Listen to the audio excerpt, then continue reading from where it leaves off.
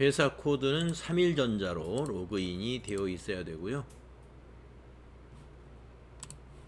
자, 어제 우리가 연말정산을 해 봤는데 그 연말정산에서 마지막 그 자료 8번을 시간이 없어서 다 못했었죠. 그거를 마저 하도록 하겠습니다. 여러분 교재 456쪽이 되겠습니다.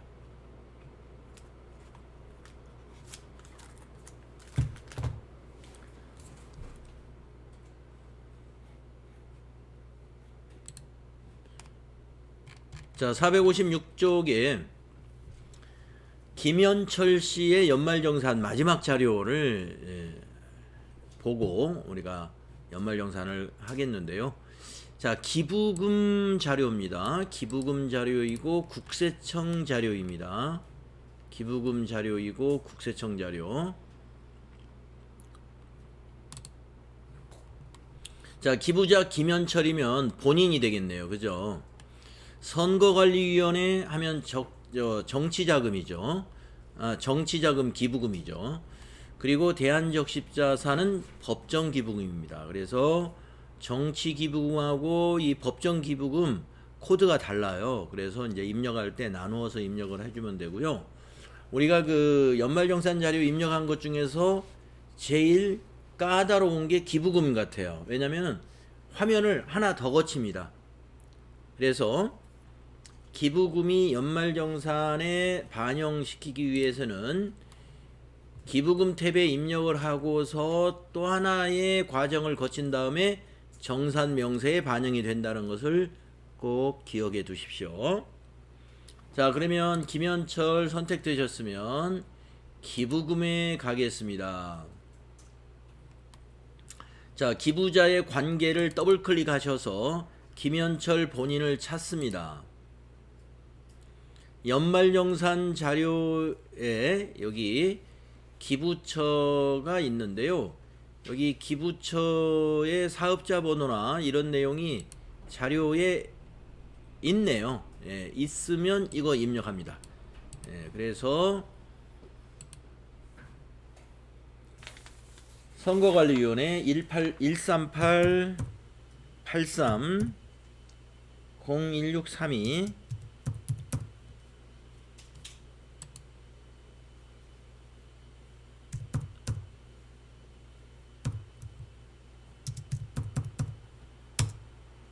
상호는 선거관리위원회. 코드란에 커서가 있죠. 밑에 메시지 보시면은요, 여기 10번이 법정, 20은 정치, 40은 지정, 41은 종교, 이렇게 밑에 메시지 보이시죠. 그래서 이거는 지금 우리 정치자금이니까 20번 코드 넣으시고, 건수 한 건, 기부 대상 금액이 30만원이네요. 네, 구분은 국세청 자료니까 그대로 두시고, 만약에 국세청 자료가 아니면 0번 기타. 자, 금전 기부죠. 엔터. 비고 특별한 거 없으니까 엔터. 자, 또 본인이죠. 다시 관계에서 더블 클릭해서 본인 김현철 확인 눌러주고요. 대한적십자사 거기 사업자 번호 입력하겠습니다.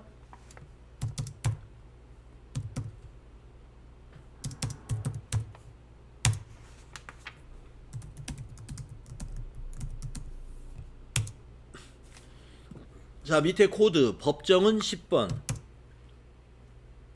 건수 한 건, 기부 대상 금액 20만원, 국세청 금전. 자, 기부금 영수증 이거밖에 없어요. 그러면 기부금 세액공제의 지금 상태에서 반영이 되었을까 한번 가보겠습니다. 정산명세 탭을 클릭해 보세요.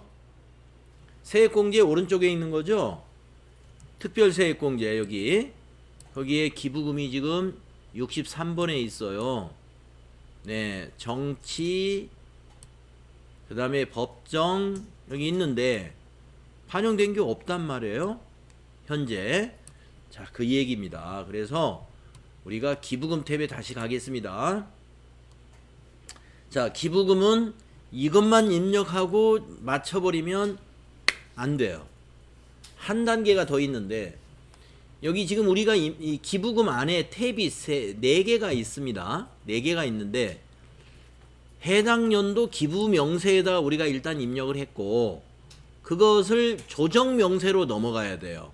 그 오른쪽에 기부금 조정 명세를 클릭하셔서 이 위에 있는 공제액 계산 정산명세 보내기라는 요 단추를 누릅니다. 상단에 있죠?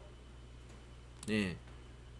그래서 우리가 이 기부금에 대한 공제는 전년도에 반영받지 못한 것을 또 단기에 반영받을 수 있고 하기 때문에 이 조정 명세를 한번 더 거칩니다. 자, 그러면 우리가 입력한 거 여기 보여요. 지금 아까 여기 공제액 계산 정산 명세 보내기라는 걸 누르면 그러면 밑에서 뭘 선택하셨냐면은 공제금액 더하기 정산 명세 반영 이걸 한번 더 눌러주세요. 아래에서. 그리고 예해 주세요. 그러면 이와 같이 반영이 됩니다. 3-1에 당해년도 기부금 조정 명세서가 반영이 됐어요. 그런데 밑에는 전년도 기부금 조정 명세서 전년도 기부금을 반영해서 단기에 기부금 세액공제에 반영을 하려면 요 밑에 또 추가로 입력하는데 요 아랫부분에 대해서는 시험에 안 나옵니다. 네, 여기 부분만. 그래서 여기까지만 해서 이것을 여기까지 해야만이 이제 정산 명세에 반영이 됐어요. 그래서 해당 연도 기부 명세 말고 그 오른쪽에 한 번 더 기부금 조정 명세 가가지고 위에 있는 정산 명세 보내기라는 단추를 눌러서 밑에 보내기를 한 번 더 눌러준다 하는 거. 그거 좀 기억해 주시고요. 자, 이제 정산 명세에 가보세요. 반영됐습니다. 특별세액공제 63번 정치자금에서 10만원 이하는 9만원 세액공제. 그러니까 10만원 이하의 정치자금 기부하는 것은요 뭐예요? 다 세금으로 공제받으니까 사실은 기부는 했지만 내부담은 없는 거예요. 예, 한 돈만원 기부한 것밖에 안 돼요. 왜냐하면 세금이 91,000원 기부 세액공제 받으니까요. 자, 10만원 초과한 정치자금은 어떻게 될까요? 3만원 해당이 되는군요. 그러면 이 사람이 정치자금을 30만원 했으니까 10만원 초과한 거에 대해서는 20만원인데 20만원에 대한 것은 3만원. 그래서 10만원 초과는 15%를 적용해요. 공제율 15%.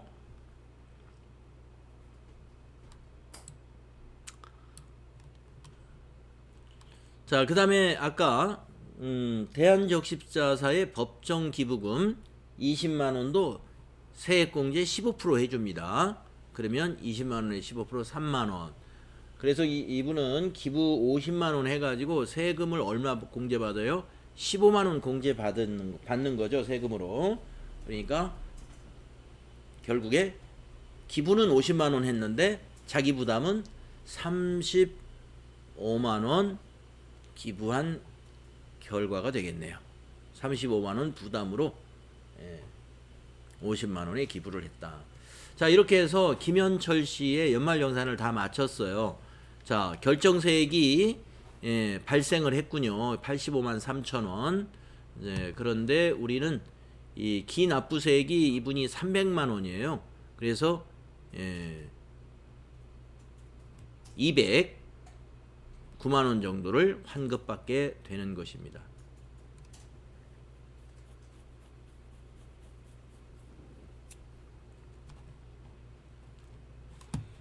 자, 어떻습니까? 여러분들 그 연말정산 한 사람 거 해봤는데 어렵지 않죠.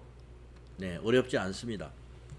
시험도 이런 수준으로 나오고 있어요. 시험도 현재도 이런 수준으로 출제를 합니다.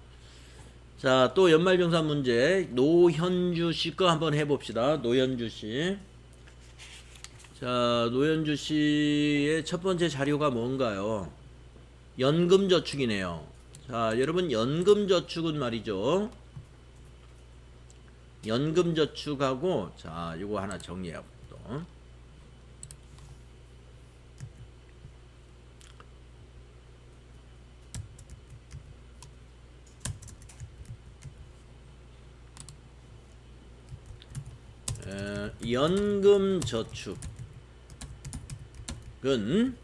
연금저축에서 우리가 인지해야 될 게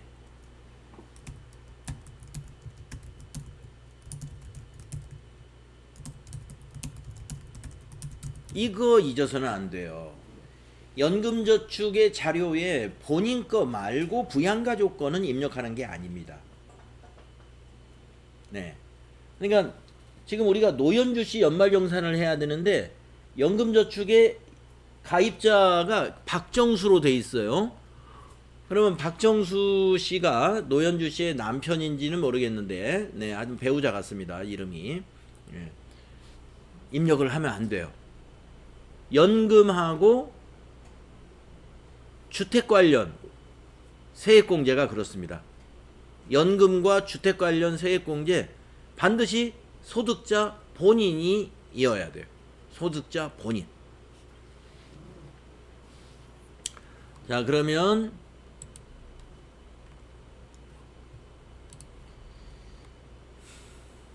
자료 1은 그냥 패스. 입력 대상이 아니다. 자, 자료 2를 보겠습니다. 보장성 보험료입니다. 보장성 보험. 자, 보험료 굉장히 까다로운 거 아시죠? 나이도 따져야 돼요. 소득도 따져야 됩니다. 그리고 단기에 지급한 것인지도 따져야 됩니다. 네, 물론 보장성인가는 당연히 봐야 되고요. 네, 보장성 많습니다. 계약자가 노병탁이에요. 노병탁. 자, 그러면 노병탁이 과연 기본공제 대상자인가를 봐야 됩니다. 자, 연말정산 노현주 선택하시고 소득공제라는 탭으로 들어가 보세요. 소득공제. 여기에 노병탁을 찾아보세요. 노병탁 81년생. 기본이 부로 돼 있습니다. 기본공제가 부라는 것은 노병탁 씨는 소득이 있거나 나이에서 기본공제 대상자가 아니었다는 것이죠. 그러니까 기본공제 대상자 아닌 자는 보험료 세액공제가 대상이 아니에요. 왜냐? 보험료는 나이도 확인하고 나이도 동그라미 뭐예요? 소득도 동그라미 들어간다고 그랬죠? 다 동그라미예요. 이 보험료는. 예. 동그라미 X 치는 거 제가 저기 그 연말정산 시험 보실 때 그 문제 낸다고 제가 그랬지 않습니까? 예, 보험료는 동그라미 3개입니다. 나이도 동그라미, 소득도 동그라미, 기간도 동그라미. 자, 그래서 노병탁 거 보험료 입력해서는 안 됩니다. 기본공제 대상자가 아니기 때문에. 자, 그 다음에 자료 3을 보겠습니다. 국세청 홈택스 실손의료보험금 조회에 의해서 확인한 결과 실손의료보험 수령액이 120만원 있는 의료비네요. 요걸 입력해 줘야 되고, 자, 환자가 박현우예요. 소득자는 아니죠, 환자가. 자, 근데 의료비는 여러분이 뭐냐면 다 X. 안 따져요. 나이도 안 따져요, X. 소득도 안 따져요, X. 두 개가 다 X입니다. 물론 기간은 따집니다. 과세기간에 지출한 의료비여야 돼요. 자, 그래서 지금 박현우라는 환자가 일반 의료비로 네, 370만 원을 지불했습니다. 입력해야 되겠죠? 박현우 이름만 있으면 입력하면 되고요. 120만 원도 입력해야 돼요. 370과 120을 모두 입력합니다. 자, 의료비 탭이 따로 있습니다. 클릭하시고 부양가족 관계 코드를 더블 클릭을 해서 네, 환자 누구였죠? 박현우를 찾습니다. 박현우 이름이 있죠? 의료비는 이 부양가족의 이름만 있으면 다 입력하는 거예요. 의료비는 확인하시고 국세청 자료에는 병원의 상호나 사업자 번호를 입력하지 않아요.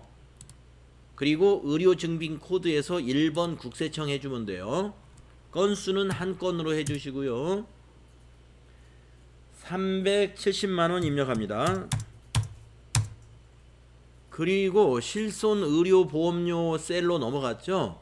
네, 그 셀에다가 120만원 입력하세요. 아이고, 120만원. 그러면 370 중에서 의료비 지출에 해당되는 것은 250만원 밖에 해당이 안 되는 거예요. 자, 일반 의료비니까 이거 전부 X로 지나가시면 돼요. 자, 그러면 이런 경우 의료비 세액공제가 의료비 세액공제가 얼마가 적용되는지 한번 볼까요? 정산명세에 가보겠습니다. 세액공제 오른쪽에 61번에 있어요. 자, 19만 1,850원이에요. 여기 명세 눌러보시면 370 중에서 실손의료보험금 120을 받았어요. 네, 공제 대상 금액은 127만 9천 원이 된다 이거죠. 왜냐면 250 중에서 또 이와 같은 방법으로 공제 대상 금액을 산출을 하게 됩니다. 그래서 이 공제 대상 금액의 몇 퍼센트? 19만 1,000원이니까 15% 정도 되겠네요. 그렇죠? 그래서 공제를 금액이 자동으로 이렇게 계산이 됩니다. 자, 그래서 19만 1,850원이다. 확인했습니다. 자, 의료비 입력했고요. 그 다음에 자료 4를 보면은요, 교육비가 보입니다. 교육비. 자, 교육비 입력할 때 또 여러분이 기억하시고 있어야 될 것이 뭐냐.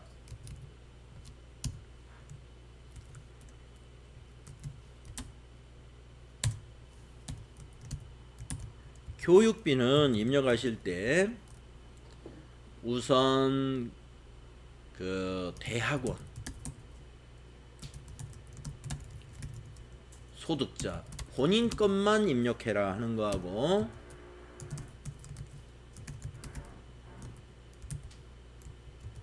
직계 존속은 교육비에 해당이 안 돼요. 직계 존속이 장애인인 경우를 제외하고는. 그러니까 장애인이 장애 관련 교육을 받은 거 그거는 제외됩니다만은 일반 교육은 안 된다 이거죠. 직계 존속의 교육비는 교육비로 입력하지 않습니다. 또 대학원 교육비는 자녀는 안 돼요. 본인 것만. 교육비가 학원비. 교육비 중에 학원비는 여러분 어떻게 되느냐? 취학전 아동만 학원비 입력할 수 있어요. 그 다음에 또 교복 구입비는 1인당 50만원만 입력해야 돼요. 1인당 50만원 초과하면 안 돼요. 50만원까지 한도를 우리가 챙겨서 입력해야 돼.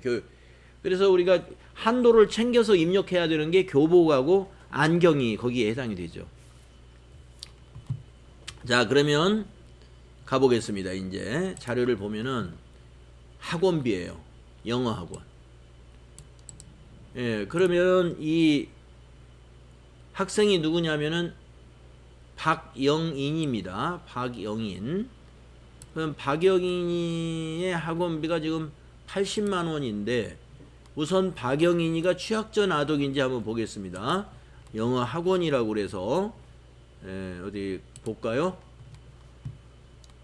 소득 공제 탭에 가보시면은 박영인의 나이를 알 수가 있어요. 01년생이죠. 01년생. 01년생이면 지금 몇 살이에요? 아이고. 19살인가요? 그렇죠? 19살이죠? 19살이면 취약전 아동이 아니죠. 그래서 이거 입력하면 안 되겠네요. 네. 노현주 씨의 연말병산 자료는 입력해서는 안 될 자료가 상당히 많습니다. 네. 그래서 취약전 아동만 학원비를 입력할 수 있기 때문에 이 영어 학원비는 안 된다 하는 겁니다. 네, 끝났어요. 자, 우리가 판단한 게 맞았는지는 나중에 이제 교재의 뒤에서 연말정산 결과를 우리가 여기 정산 명세를 보고 무엇을 맞춰보면 되느냐. 여기 결정세액 보면 알아요. 결정세액 맞춰보면 네, 맞겠습니다. 노현주 씨는 딱 의료비 하나밖에 반영되는 것이 없었습니다. 물론 기본적인 그 부양가족의 인적공제라든가 그 다음에 건강보험료 소득공제나 국민연금보험료 소득공제는 다 반영이 됐고요 이미. 추가적인 거를 우리가 연말정산 때 추가적으로 제시하는 것에 대해서 특별세액공제라든가 이런 것은 요거밖에 없었다는 겁니다. 자, 이제 이진섭 씨 하겠습니다. 이진섭 선택하시고요.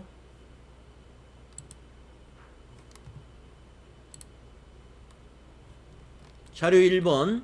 자, 이진섭 씨는 중간에 입사하신 분이죠.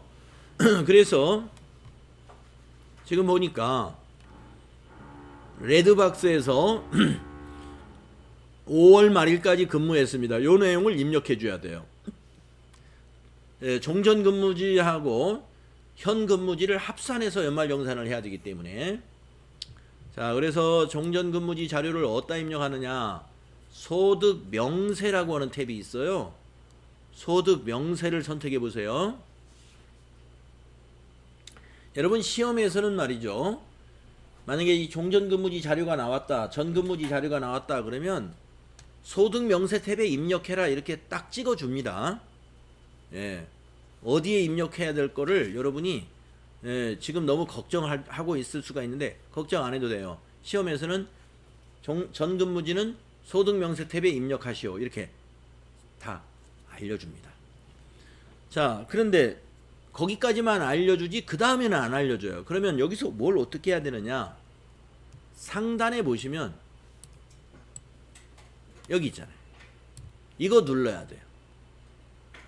종전 근무지 입력 클릭을 합니다. 네, 그러면 여기 종전 1이라고 뜨죠? 네. 그래서 종전 1 여기에다가 입력하는 겁니다. 자, 근무처 가로 열고 주 레드박스 사업자 번호 1068 24124 급여 2,500만 원이네요. 상여 1,000만 원.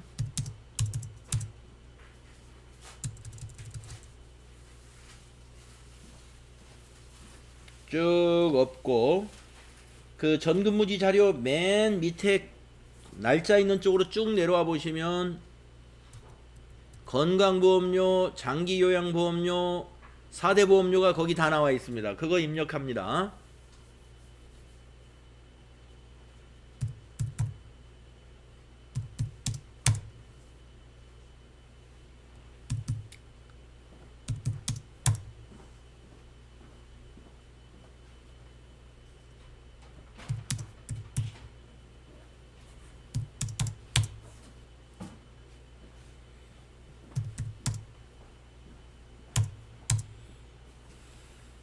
네, 밑에 국민건강보험료, 장기요양보험료, 국민연금, 고용보험료까지 다 있습니다. 소득세와 지방소득세는 결정세액을 입력하면 돼요. 거기 72번 동그라미 72번에 결정세액 나와 있죠?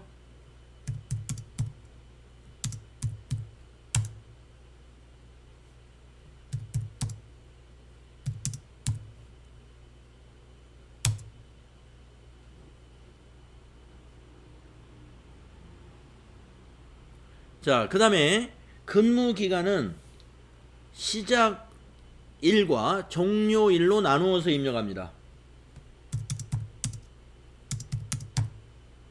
2020년 1월 1일이 시작일이요. 종료일은 5월 31일.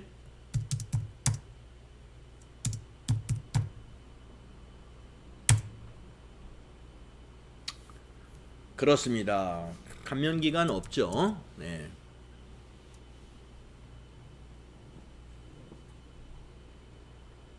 종전근무지 영수증이 지금 보고 있는 이 영수증을 말하는 거예요. 제출했죠? 그러니까 제출. 됐습니다. 그래서 소득명세에 와서 종전 이걸 만들려면 상단을 보고 만들어야 된다 하는 것입니다. 자, 그런 다음에 다음 자료는 뭐가 있나요?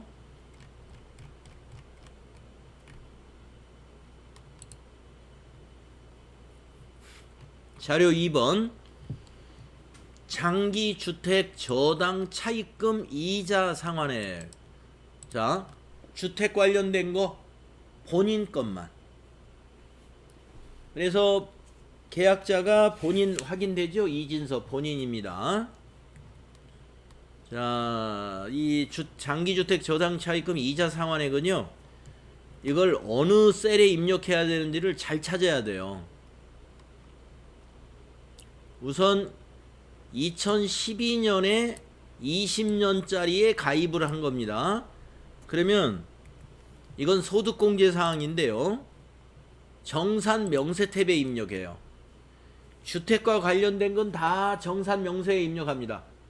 그래서 왼쪽 소득공제, 세액공제는 오른쪽에 월세액 이렇게 있어요. 자, 왼쪽 소득공제 중에 자, 주택이 34번과 34에 가와 나가 있는데 나가 이자입니다. 장기주택 저당 차입금 이자예요. 나가. 그것 중에서 이거 보면은 11년 이전, 12년 이후, 15년 이후 나눠져 있어요. 그러면 2012년 8월 2일 날 차입이기 때문에 12년 이후가 되죠. 12년 이후입니다. 그리고 상환기간이 20년으로 돼 있죠. 15년 이상입니다. 그러면 15년 이상. 그러니까 여기에 해당이 된다. 그러면 여기도 두 개로 나눠졌어요. 고정 혹은 비거치냐 기타냐. 네.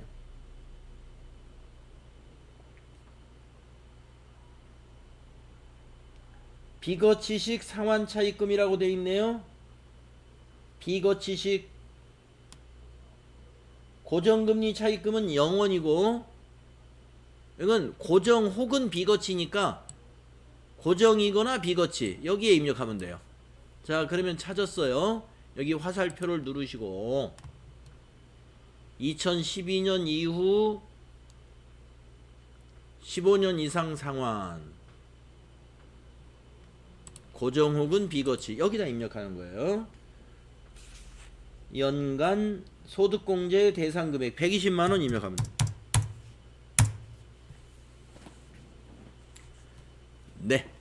자, 밑에 확인 눌러주면 120만원 모두 소득에서 공제됩니다. 장기주택 저당 차입금 이자 상환액 이렇게 반영하시면 되겠습니다.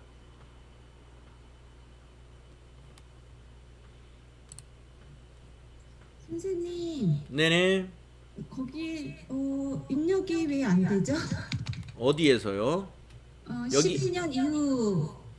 예, 여기 화살표를 누른 다음에 여기다 입력합니다. 아, 네. 예, 예. 팝업 창이 하나 나와요. 네. 네.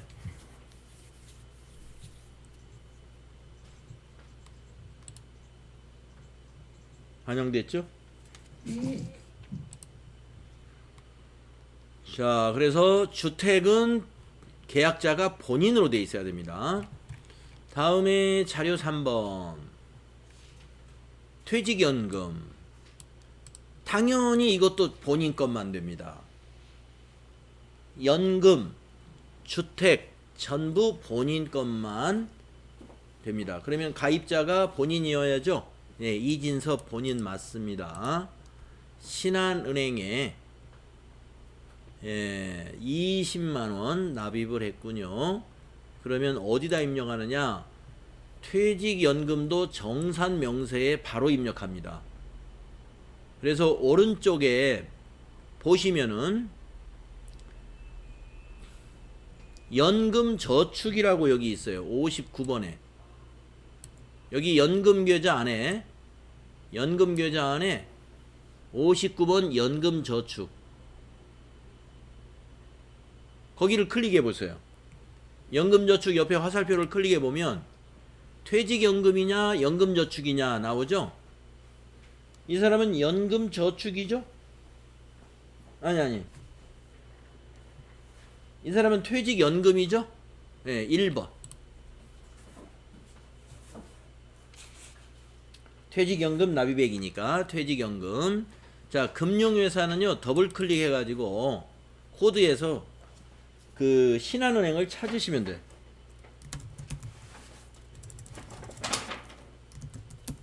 은행 검색을 하는 겁니다. 주식회사 신한은행. 계좌번호 입력해 줘야 돼요.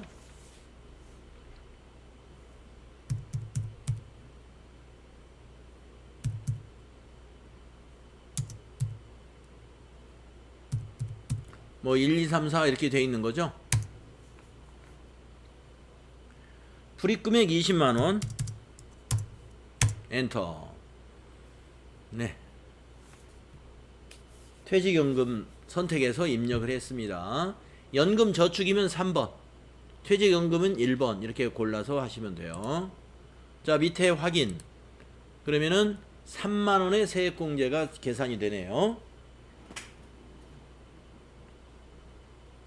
이것도 15%네요 보니까. 다음 자료는 뭔가요? 자료 4번 보장성 보험. 그런데 종류를 꼭 확인해야 되는데 저축성은 안 됩니다. 해당이 보장성인 거 확인하시고요. 자, 보험료는 굉장히 까다롭죠. 그래서 이민국이가 지금 09년생인데 09년생이면 지금 11살이네요. 11살. 그러니까 이민국이가 만약에 소득이 없다면 입력을 합니다만은 기본공제 대상자로 돼 있으면 입력한다 이 말이죠. 자, 80만원 입력하면 되겠습니다. 물론 계약자는 소득자로 돼 있어야 돼요. 피보험자가 이민국. 자, 그러면 보험료는 어디다 입력하시냐면은 소득공제에다 입력하는 거예요. 소득공제의 이민국을 보세요. 기본이 20세 이하로 이렇게 돼 있죠. 기본란에 20세 이하 이민국.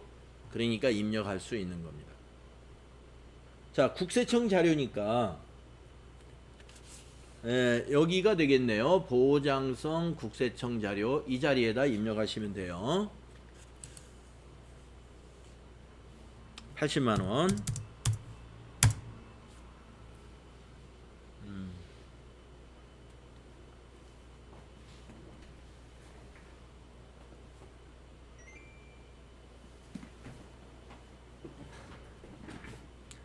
자, 그 다음 자료는 뭔가요? 자료 5번 교육비입니다. 네, 교육비. 학생이 이지영. 자, 교육비는 나이는 안 따지지만 소득은 따지죠. 교육비는 나이는 X. 근데 나이는 X가 굉장히 많습니다. 보험료 말고는 다 나이가 X예요. 그런데 소득은 동그라미가 대부분이죠. 소득은. 예. 의료비만 X예요. 소득에서. 자, 그래서 교육비에 이지영이가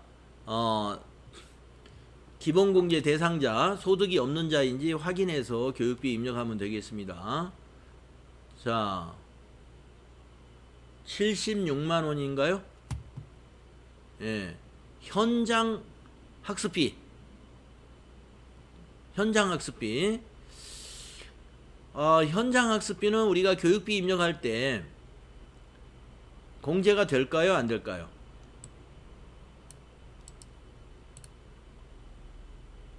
현장 학습비 입력을 해야 되나요?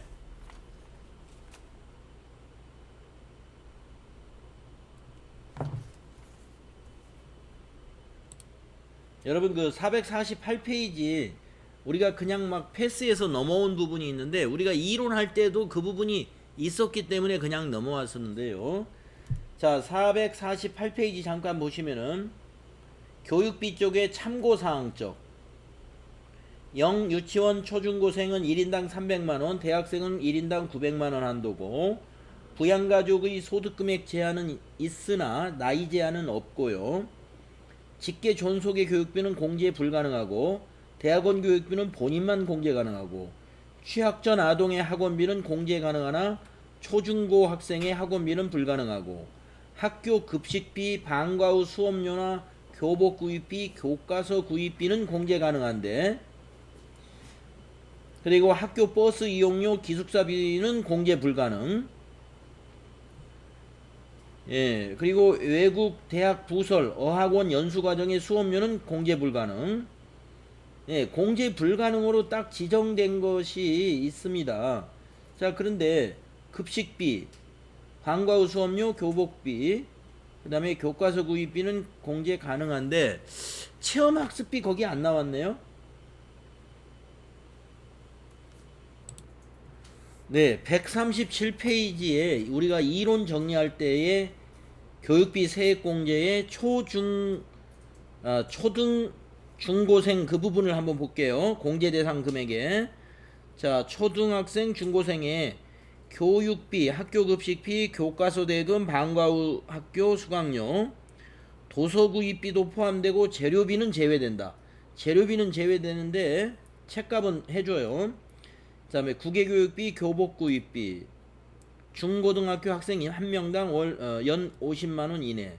자, 현장 체험학습비 나와있죠? 그래서 현장 체험학습비는 학생 1명당 연 30만원 이내에서 공제 가능합니다. 네, 그래서 현장 체험학습비는 여기 따로 표시되어 있어가지고 우리가 여기에서 여러분이 갑자기 혼란이 올 수가 있어요. 현장 체험학습비를 왜 따로 해놨지?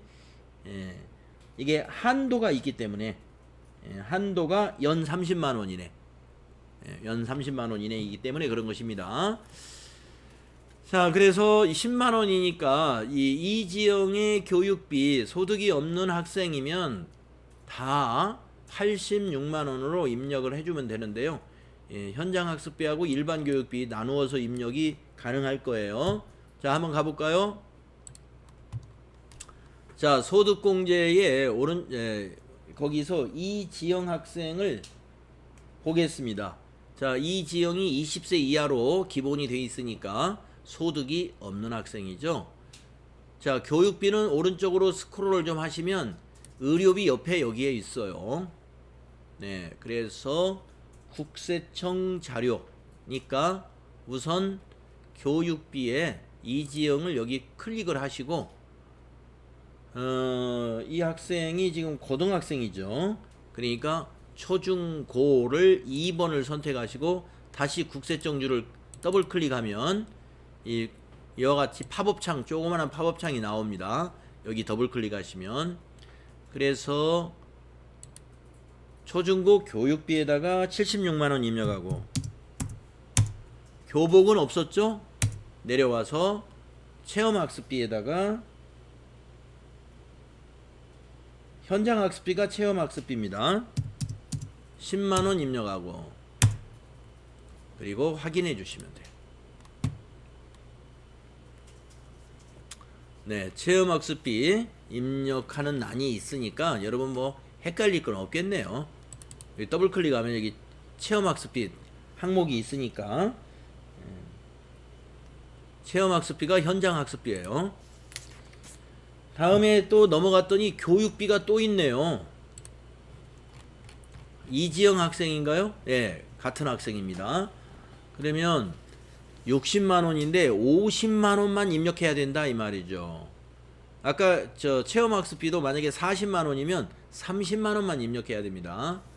자, 여기서 50만 원만 이지영 아까 입력했던 데다가 다시 더블 클릭을 해서 여기 중고생 교육비, 교복 구입비 50만 원까지만 입력을 해야 되니까 50만 원 입력하고 확인.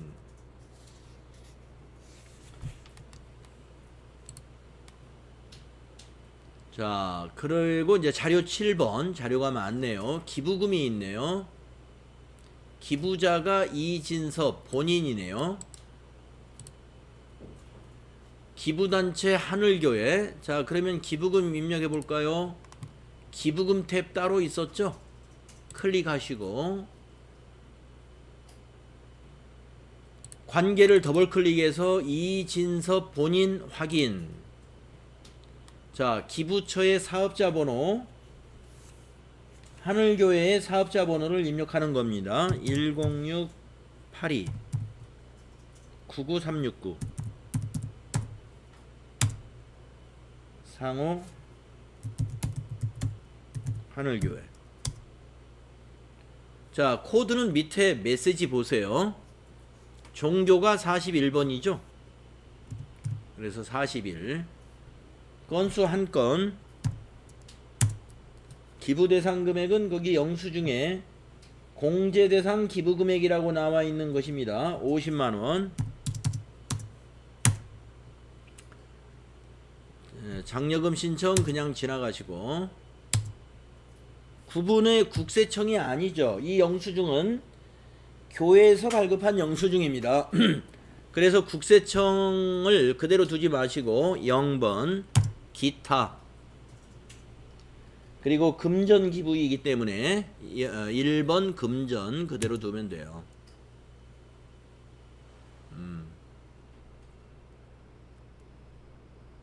됐습니다. 자, 그런데 기부금은 여기서 됐다 그러면 안 되죠.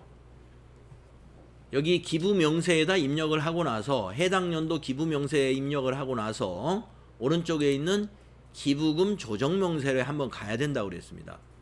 가가지고 공제액 계산 정산 명서 보내기, 이걸 클릭한다 그랬습니다. 그리고 밑에서 공제금액 정산 명세 반영 한번 눌러주라 그랬습니다. 그리고 예 해주시면 돼요. 그래야 여기에 정산 명세에 반영되게 돼 있어요. 예, 여기 반영돼 있습니다. 세액공제 75,000원.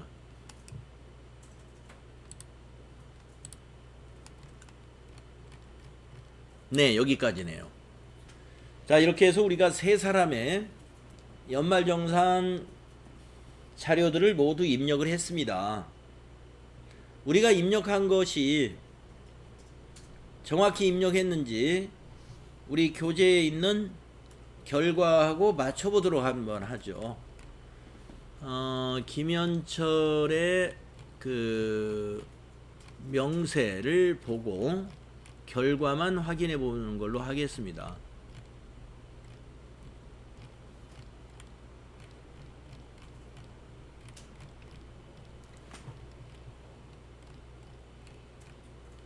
네, 김현철의 결정세액 853269 우리 한번 조회해 볼까요? 네, 맞았습니다. 853269.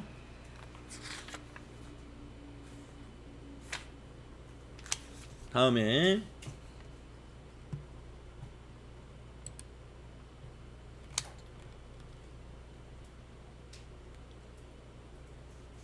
노현주 씨 거 468에 있네요. 노현주의 결정세액 446414. 네, 446414 맞네요. 그 다음 이진섭의 결정세액은 몇 페이지에 있습니까? 472페이지.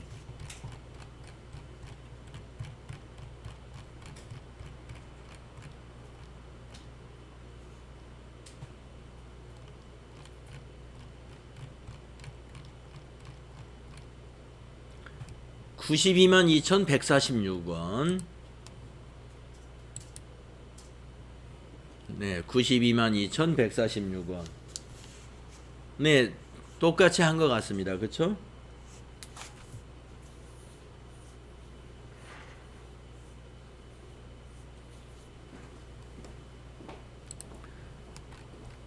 자, 473페이지는요.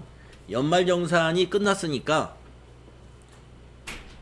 원천징수 이행상황 신고서를 작성해봐라 이랬습니다. 연말정산의 자료를 가지고 원천징수 이행상황 신고서. 자, 그러면 어디로 갈까요?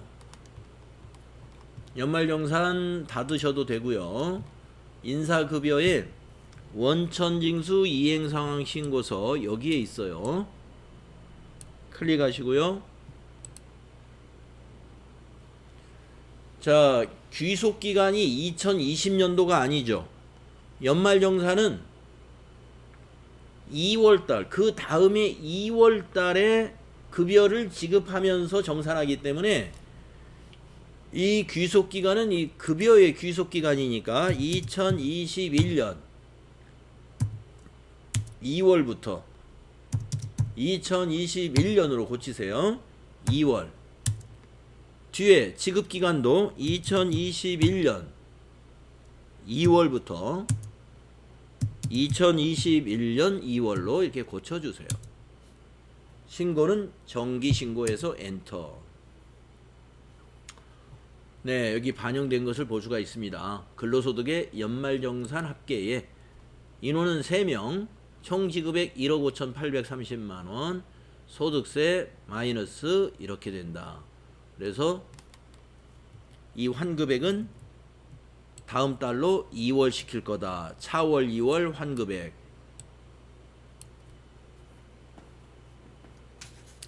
자, 우리 교재에 차월 2월 환급액 동일하게 반영이 됐습니다.